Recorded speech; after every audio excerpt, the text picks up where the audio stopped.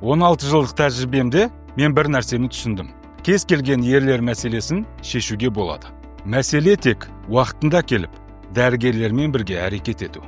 Осы жылдар ішінде мен бәрін көрдім. Күрделі эректильді дисфункциядан бастап, үмітін үзіп, бәрі бітті деп келген ер азаматтарға дейін.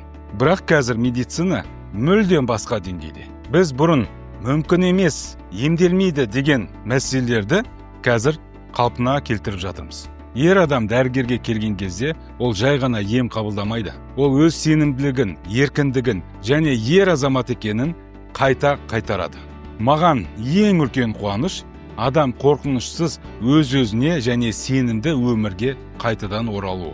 Менің тәжірибемде емделмейтін диагноз жоқ. Тек сенімсіздік пен кешігу ғана бар. Егер дәрігер мен науқас бір мақсатта әрекет етсе, шешілмейтін мәселе болмайды. Ерлер денсаулығы бұл ұят емес, бұл өміріміздің маңызды бөлігі. Оны қалпына келтіруге болады және қалпына келтіру керек.